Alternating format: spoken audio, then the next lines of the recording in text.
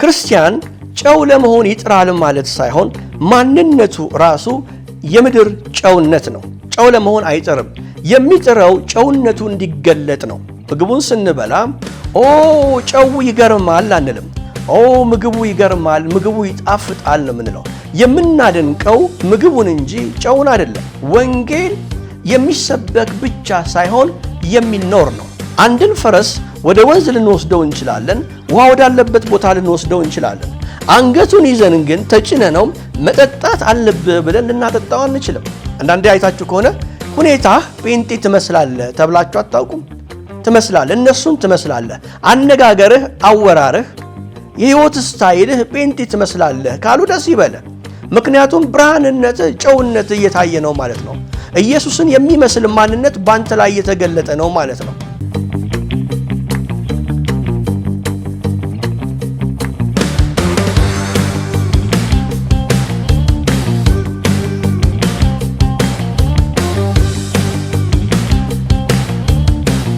ክብር ለጌታ ይሁን። በናዝሬቱ በጌታ በኢየሱስ ክርስቶስ ስም ሰላም እላችኋለሁ።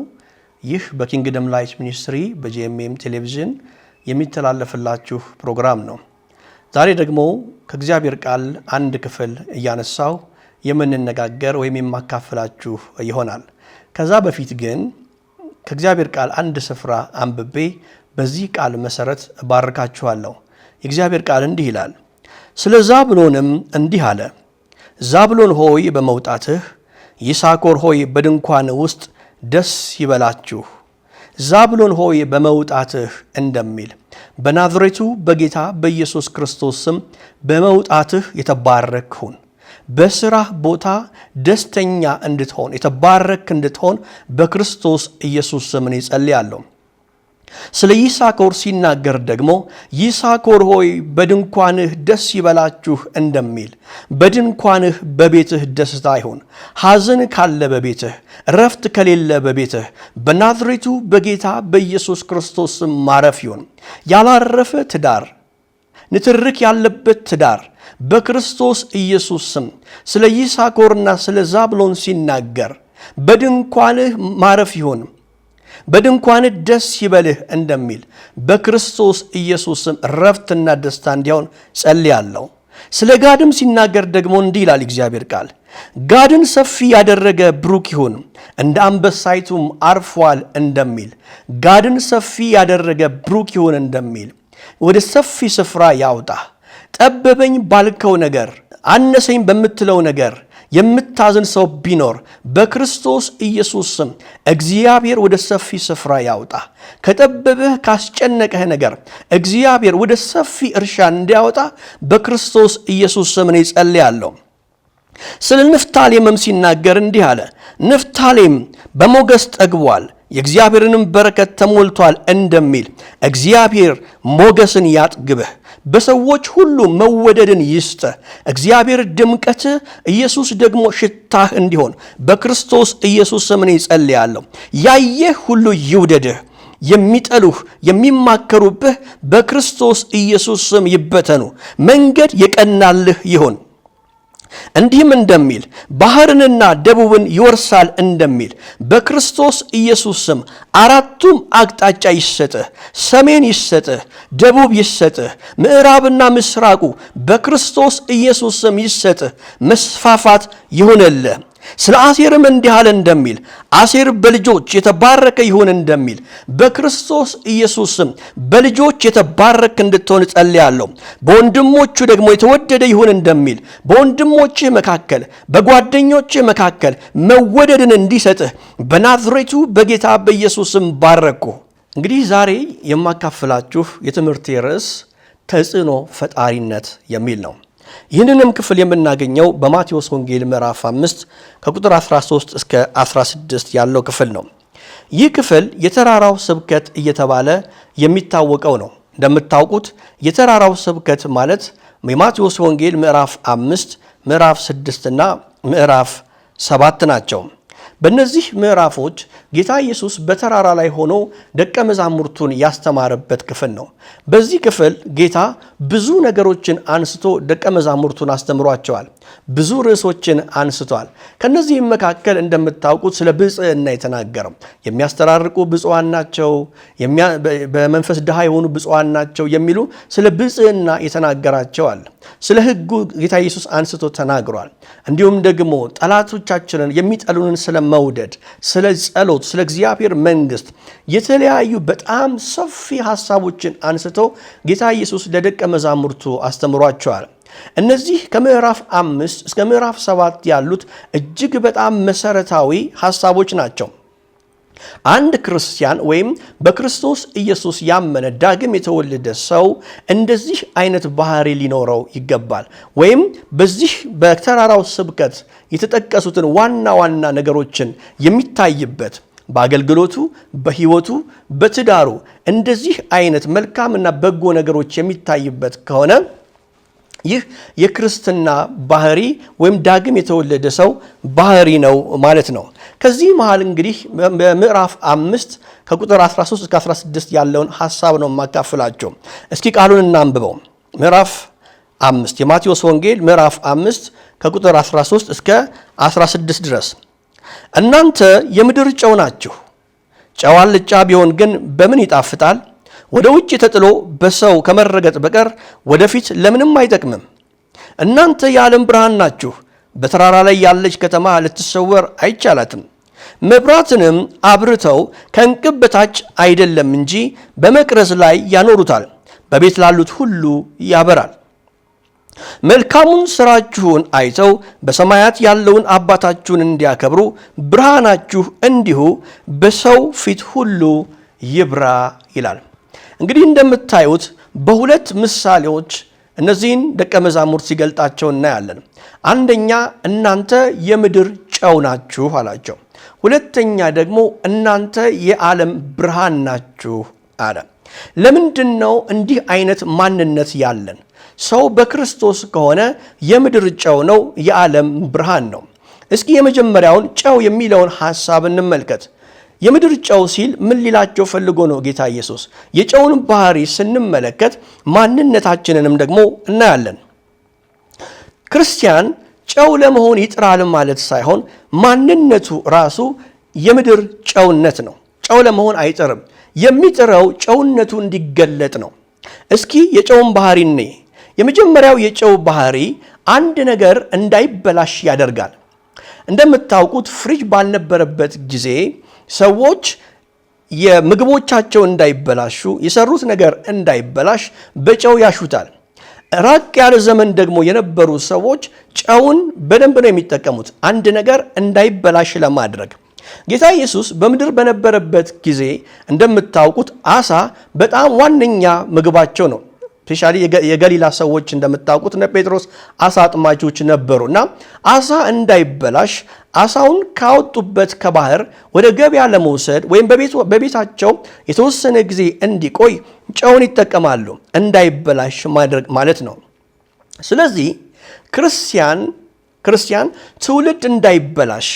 ትውልድ እንዳይበላሽ የሚያደርግ አቅም አለው ማለት ነው። ትውልድ እንዳይበላሽ፣ ወጣቶች እንዳይበላሹ፣ ሀገር ወደ ተበላሸ ነገር እንዳትሄድ፣ አንድ ነገር ተጠብቆ እንዲቀጥል መልካምነቱ፣ ጥሩነቱ፣ መልካም ጠረኑን ጠብቆ እንዲቀጥል ክርስቲያኖች የማድረግ አቅም አላቸው፣ ወይም ዳግም የተወለዱ ሰዎች የማድረግ አቅም አላቸው ማለት ነው። ይህም ማለት የክርስቶስ ባህሪ በእነሱ ውስጥ ስላለ፣ ክርስቶስ በእኛ ውስጥ ስላለ፣ መንፈስ ቅዱስ በእኛ ውስጥ ስላለ ጨውነት በእኛ ውስጥ አለ ማለት ነው። አንድ ነገር እንዳይበላሽ የማድረግ አቅም አለን ማለት ነው። ሁለተኛው ጨው ነገር እንዲጣፍጥ ያደርጋል። ጨው ወጥ እንዲጣፍጥ፣ የሰራነው ምግብ እንዲጣፍጥ ያደርጋል። እንደምታውቁት አንዳንድ ምግቦች ያለ ጨው ልንበላቸው አንችልም። ፈጽሞ እንኳን ልንቀምሳቸው የማንችላቸው ምግቦች አሉ። ግን ትንሽ ጨው ከተደረገበት ይጣፍጣል ማለት ነው። በጣም የሚገርመው ግን ጨው ራስ ወዳድ አለመሆኑ ነው። ለምሳሌ በአንድ ሰርግ ላይ የተሰራ ድግስ በጣም ብዙ ምግቦች ይሰራሉ። ከእያንዳንዳቸው ምግቦች በአብዛኛው ከሚሰሩት ምግቦች መካከል ጨው አለ። በትንሽ መጠን የተደረገ ጨው አለ። ስንበላው ምግቡን ስንበላ ኦ ጨው ይገርማል አንልም።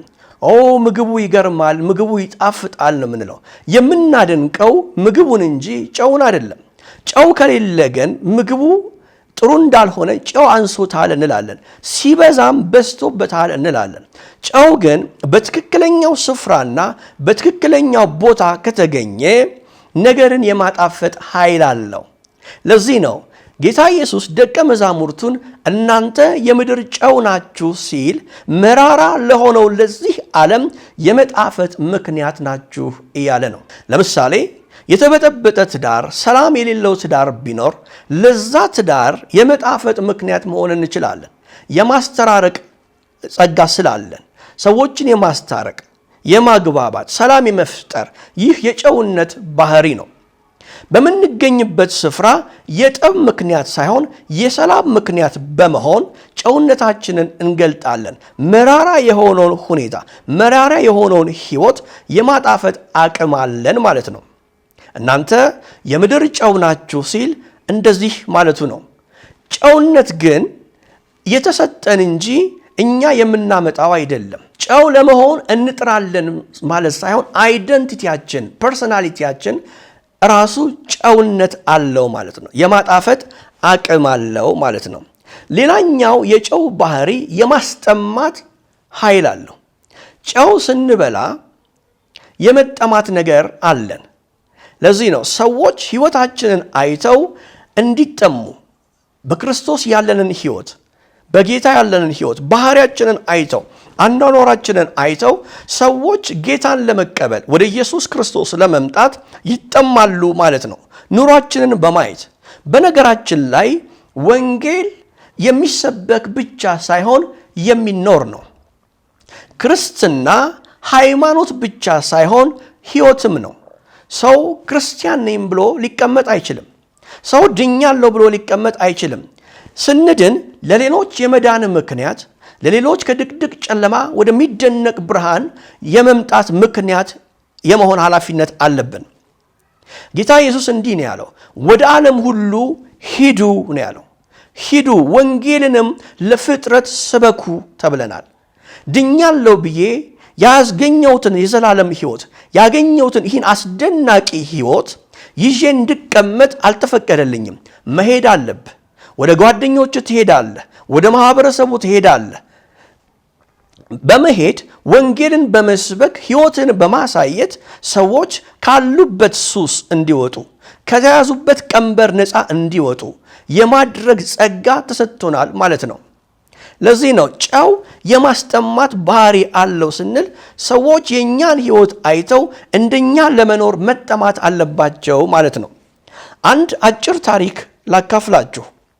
ለምሳሌ አንድ የድሮ አባባል አለ። ፈረስን ወደ ወንዝ ልትወስደው ትችላለህ እንጂ አስገድደህ ውሃ ልታጠጣው አትችልም የሚል አነጋገር አለ። አንድን ፈረስ ወደ ወንዝ ልንወስደው እንችላለን፣ ውሃ ወዳለበት ቦታ ልንወስደው እንችላለን። አንገቱን ይዘን ግን ተጭነነው መጠጣት አለብህ ብለን ልናጠጣው አንችልም።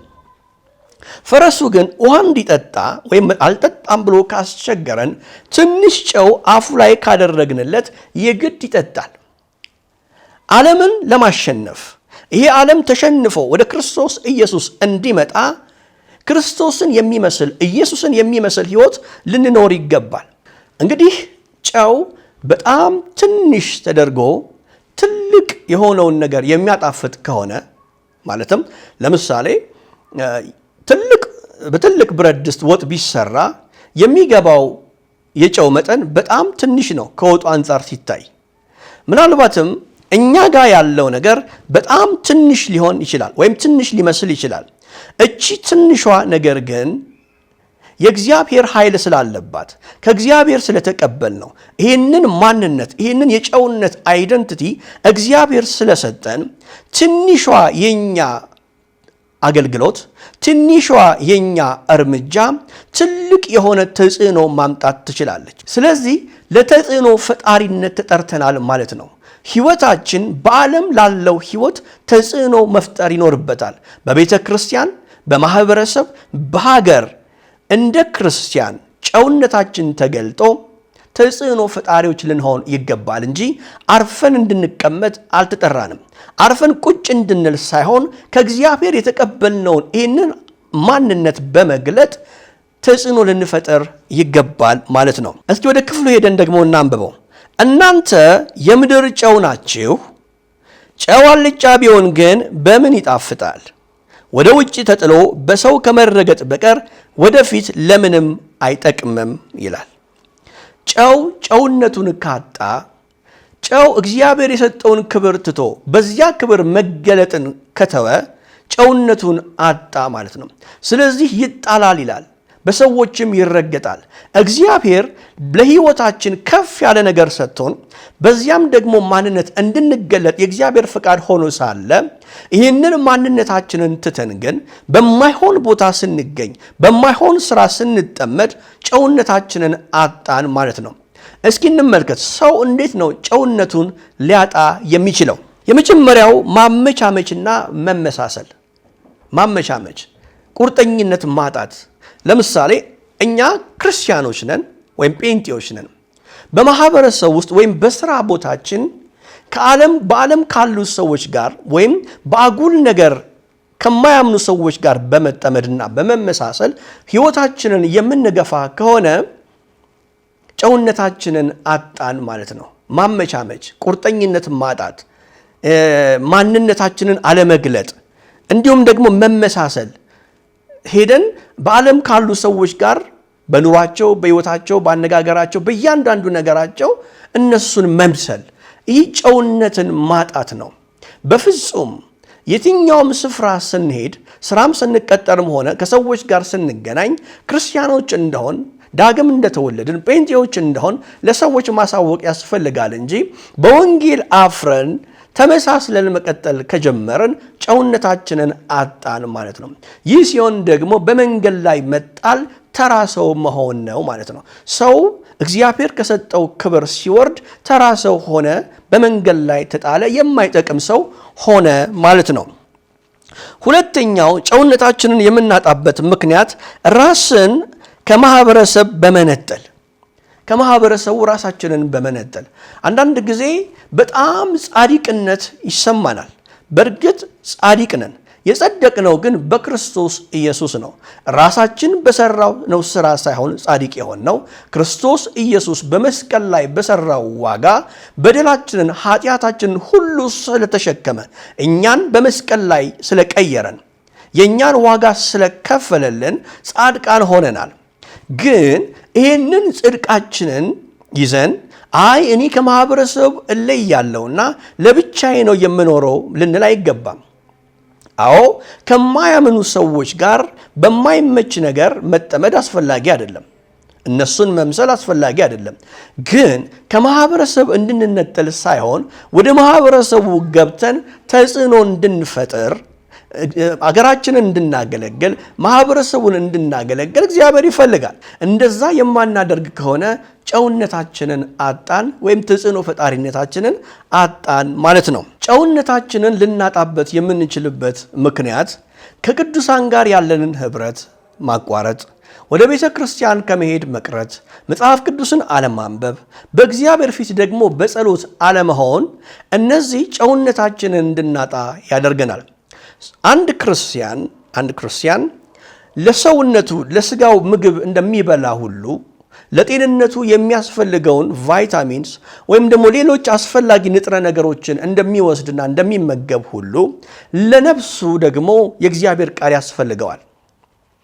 የእግዚአብሔርን ቃል የማያነብ ሰው፣ የእግዚአብሔርን ቃል የማያጠና ሰው፣ የማይጸልይ ሰው ደካማ ነው የሚሆነው።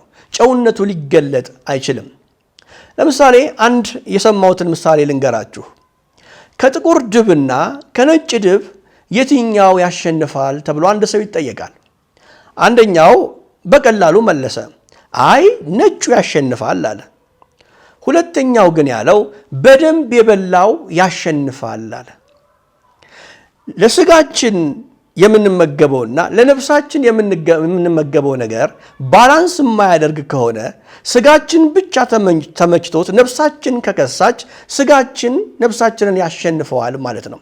ስለዚህ እንደ ዓለማዊ ሰው መኖር እንጀምራለን። ለዚህ ነው ሰው ጨውነቱ እንዳይጠፋ በእግዚአብሔር ቃል ዕውቀት እያደገ እየጸለየ ከቅዱሳን ጋር ደግሞ ህብረት እያደረገ ሊኖር ይገባዋል ማለት ነው። የመጀመሪያው እናንተ የምድር ጨው ናችሁ የሚል ሲሆን ሁለተኛው ደግሞ እናንተ የዓለም ብርሃን ናችሁ የሚል ነው። እስኪ ስለ ብርሃን ደግሞ ጥቂት እንመልከት። እናንተ የዓለም ብርሃን ናችሁ ሲል ጌታ ኢየሱስ ምን እያለ ነው? ምን እያስተማራቸው ነው? ብርሃንነት እኛ ፈልገን የምናደርገው ሳይሆን የኛ ማንነት ነው። ልክ እንደ ጨው ሁሉ እናንተ ብርሃን ለመሆን ሞክሩ ሳይሆን እያላቸው ያለው እናንተ የዓለም ብርሃን ናችሁ፣ በቃ እናንተ ብርሃን ናችሁ ነው እያለ ያለው። ይሄ ብርሃን ግን ሊገለጥ ይገባዋል። ስለ ብርሃን ሲናገር እንዲህ ይላል፣ እናንተ የዓለም ብርሃን ናችሁ ይልና በተራራ ላይ ያለች ከተማ ልትሰወር አይቻላትም ይላል። በተራራ ላይ ያለች ከተማ ሰዎች ከየትኛውም ቦታ ሆነው ሊመለከቷት ይችላሉ። ክርስቲያን ልክ በተራራ ላይ እንዳለች ከተማ ነው። ሰዎች እንዲሁ አይተው ሊያውቁን ይገባል። በምግባራችን፣ በምናደርገው ነገር፣ በብርሃናችን፣ በምናወጣው ብርሃን፣ በጨውነታችን ሰው እንዲሁ አይቶን ሊያውቀን ይገባል። አንዳንዴ አይታችሁ ከሆነ ሁኔታህ ጴንጤ ትመስላለህ ተብላችሁ አታውቁም? ትመስላለህ፣ እነሱን ትመስላለህ። አነጋገርህ፣ አወራርህ፣ የህይወት ስታይልህ ጴንጤ ትመስላለህ ካሉ ደስ ይበለ። ምክንያቱም ብርሃንነትህ፣ ጨውነትህ እየታየ ነው ማለት ነው። ኢየሱስን የሚመስል ማንነት ባንተ ላይ እየተገለጠ ነው ማለት ነው። እንደውም መከፋት ያለብን ፈጽሞ ጴንጤ አትመስልም ከተባልክ በጣም ያሳዝናል። በጣም ነው የሚያሳዝነው። ስለዚህ እነሱን መስልሃል ማለት ነው። ዓለማዊ ሆነሃል ማለት ነው። ልትደነግጥ ይገባል። ጴንጤ ትመስላለህ ካለ ግን ብርሃንህ ተገልጧል፣ ጨውነትህ እየታየ ነው ማለት ነው። እና የዓለም ብርሃን ናቸው ሲል እናንተ የዓለም ብርሃን ናችሁ፣ በተራራ ላይ ያለች ከተማ ልትሰወር አይገባት። ልትሰወሩ አትችልም። ፈጽሞ ልንሰወር አይገባም። ሰዎች እንዲሁ በድርጊታችን በሁኔታችን አይተው ሊያውቁን ይገባል። መብራትንም ይላል አብርተው ከእንቅብ በታች አይደለም እንጂ በመቅረዙ ላይ ያኖሩታል፣ በቤት ላሉት ሁሉ ያበራል ይላል። መብራትን ልንሸፍነው አይገባም። ለምሳሌ የጋን ውስጥ መብራት ይባላል። አንዳንዴ ያልተገለጠ ዕውቀት የጋን ውስጥ መብራት ነው ይላል። አንድ መብራት በጋን ውስጥ ቢበራና ቢሸፈን ምንም አይነት አገልግሎት የለውም። ብርሃን ሊታይ ይገባል፣ ሊያንጸባርቅ ይገባል፣ ጨለማውን ሊያሸንፍ ይገባል እና ብርሃናችሁ ሊሸፈን አይገባም። ይልቁንም በመቅረዝ ላይ ሊቀመጥ ይገባዋል። ከፍ ብሎ ሊቀመጥ ይገባዋል። ከፍ ብሎ ከተቀመጠ ቤቱን ሁሉ ያበራዋል ይላል። በጨለማ ላሉት ብርሃን ይሆናል። ተስፋ ለተቆረጡ ሰዎች ብርሃን ይሆናል። ለጠፉ ሰዎች የመዳን ምክንያት ይሆናል። ስለዚህ ብርሃንነታችሁ በመቅረዝ ላይ ይቀመጥ እንጂ አትሸፈኑ ይላል። ተሸፍነን ልንቀመጥ አይገባም። በቤት ውስጥ ልንቀመጥ አይገባም። ወጥተን ወንጌልን ልንናገር፣ ብርሃንነታችንን ልንገልጥ፣ በስራ ቦታችን ማንነታችንን ገልጠን በጨለማ ላሉ እየጠፉ ላሉ ሰዎች ብርሃን ልንሆን ይገባል ማለት ነው። እንግዲህ ጌታ ኢየሱስ እናንተ የዓለም ብርሃን ናችሁ አለ። በዮሐንስ ወንጌል ምዕራፍ 8 ቁጥር 12 ላይ ግን እንዲህ ይላል፣ እኔ የዓለም ብርሃን ነኝ አለ ጌታ ኢየሱስ። አሁን ደግሞ በምዕራፍ 5 በማቴዎስ ወንጌል ምዕራፍ 5 ላይ ደግሞ መጥቶ እናንተ የዓለም ብርሃን ናችሁ አለ። እናንተ የዓለም ብርሃን ናችሁ ሲል እኛ የራሳችን ብርሃን አለን ማለት ሳይሆን ኢየሱስ በእኛ ውስጥ ሆኖ ያበራል ማለት ነው። እንደ ፀሐይና እንደ ጨረቃ ማለት ነው። ጨረቃ የራሷ ብርሃን የላትም። ማታ ማታ ስታበራ የምናያት ጨረቃ እሷ ሳትሆን የምታበራው ከፀሐይ የወሰደችውን ነገር ነው መልሳ የምታንጸባርቀው። እናንተ የዓለም ብርሃን ናችሁ ሲል ኢየሱስ እኔ የዓለም ብርሃን ነኝ እንዳለው አይነት ሳይሆን እኛ የምናበራው ኢየሱስን ነው የምናበራው። እሱ በእኛ ውስጥ ሆኖ ለዓለም ያበራል። ማንም በክርስቶስ ቢሆን አዲስ ፍጥረት ነው፣ አሮጌው ነገር አልፏል እንደሚል እንዲሁ በክርስቶስ ስለሆንን አዲስ ፍጥረት ስለሆን ኢየሱስ በእኛ ውስጥ ሆኖ ያበራል ማለት ነው። ይህ ብርሃን ደግሞ ሊሰወር የማይገባው በመቅረዝ ላይ ሊቀመጥ የሚገባው በጨለማ ውስጥ ላሉ ደግሞ ብርሃንነቱ ሊገለጥ የሚገባው ነው ማለት ነው። ለዚህ ነው እናንተ የዓለም ብርሃን ናችሁ ሲል ብርሃንነታችሁ ይገለጥ ማለት ነው። ቅድም ምሳሌ ስነግራችሁ አንድ ፈረስ ጨዋፉ ላይ ከተደረገ ውሃ ይጠማል እንዳልኳችሁ ሰዎችም ደግሞ በብርሃን ይሳባሉ። አይታችሁ ከሆነ መብራት ሲጠፋ ደስ አይልም፣ እንጨነቃለን። ልክ መብራት ሲመጣ ደግሞ ደስ ይለናል። እንደውም ጩኸት ሁሉ ሰዎች ይጮኻሉ መብራት ስለመጣ። እንደዚህ ነው በጨለማ ውስጥ ያለ ሰው ብርሃን ስናበራለት ከጨለማው በመገላገሉ ይጮኻል፣ ደስ ይለዋል። አንዳንድ ሰዎች አይታችሁ ከሆነ እንዲህ ይላሉ፣ ጌታን ተቀበል ብለን ወንጌልን ስንነግረው እምቢ ይላል፣ መቀበል አይፈልግም። የሆነ ጊዜ ግን ጌታን ይቀበልና ይቆጫል። ለምንድን ነው ያኔ በደንብ ያልነገራችሁኝ? ይህን የመሰለው ሕይወት አስመለጣችሁኝ የሚል ሰው አጋጥሟችሁ ሊሆን ይችላል። እኔ አጋጥሞኝ ያውቃል። ለምንድን ነው ያልነገራችሁኝ? እንዲህ ጨለማ ውስጥ ነበርኩኝ እኮ ይህንን የመሰለ ሕይወት ይህንን የመሰለ ኢየሱስን ለምንድን ነው በጊዜ ያልነገራችሁኝ? ዘመኔን በላውኝ፣ ይህን ሁሉ ዕድሜ እስክኖር ድረስ በጨለማ ነበርኩኝ ይላል አንዳንድ ሰው። እንደዚህ ነው ብርሃን ሰዎችን ይስባል። ሰዎች እኛ ውስጥ ያለውን ብርሃን ሲያዩ ይሳባሉ። የሚሳቡት ደግሞ ይህ የሚያበራው እኛ ሳንሆን ኢየሱስ ስለሆነ ወደ ኢየሱስ ይሳባሉ ማለት ነው። ፈጽሞ ይህንን ብርሃናችንን ልንጋርደው ልንሸፍነው አይገባም። በመቅረዝ ሊቀመጥ እንጂ ከእንቅብ በታች ሊቀመጥ ወይም ሊከደን አይገባውም ማለት ነው። በመጨረሻ ለምንድን ነው ግን ብርሃንነታችን የሚገለጠው? ለምንድን ነው ጨውነታችን መገለጥ ያለበት ብለን ስንጠይቅ ምዕራፍ 16 ላይ ሄደን እናገኘዋለን። መልካሙን ስራችሁን አይተው በሰማያት ያለውን አባታችሁን እንዲያከብሩ ብርሃናችሁ እንዲሁ በሰው ፊት ይብራ ይላል። መልካሙን ስራችሁን፣ የኛ የምናደርገው መልካም ስራ እንደ ክርስቲያን ስንኖር፣ ዳግም እንደተወለደ ሰው ስንኖር ሕይወታችንን አይተው በሰማይ ያለውን አባታችሁን እንዲያከብሩ ይላል። እግዚአብሔር በሕይወታችን እንዲከብር ነው። ምንም ነገር ብናደርግ ለራሳችን ክብር ሳይሆን እግዚአብሔር በሕይወታችን በኑሯችን እንዲከብር ነው። ጨውነታችን የሚገለጠው፣ ብርሃንነታችን የሚገለጠው ሰዎች የእኛን ሕይወት አይተው እግዚአብሔርን እንዲያመሰግኑ እንዲያከብሩ ነው። ብሩካን ናችሁ። ቻናላችንን ላይክ፣ ሰብስክራይብ፣ ሼር ማድረግን አትዘንጉ። አስተያየት ካላችሁ በኮሜንት ሴክሽን ገብታችሁ አስተያየታችሁን ልታሰፍሩ ትችላላችሁ። ኢየሱስ ክርስቶስን እንደ ግል አዳኝዎ ለመቀበል ከወሰኑ የሚከተለውን ጸሎት ከኔ ጋር ይጸልዩ። እግዚአብሔር አባት ሆይ በኢየሱስ ስም ወደ አንተ እመጣለሁ። ኃጢአተኛ መሆኔን እመሰክራለሁ። እናም ያንተን ይቅርታ እፈልጋለሁ። ኢየሱስ ክርስቶስ ለኃጢአቴ እንደሞተ ከሙታንም ደግሞ እንደተነሳ አምናለሁ። ከኃጢአቴ ርቄ በደሙ እንድታነጻኝ እለምንሃለሁ።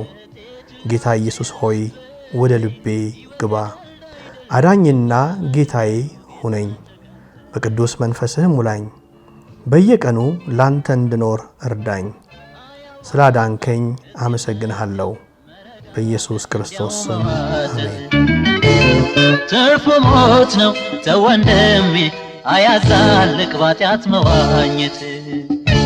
ወስነህ ተቀበል ጌታን በልብ፣ ኃጢአት አያባብልህ ጨክነህ ተወው ይቅርብህ።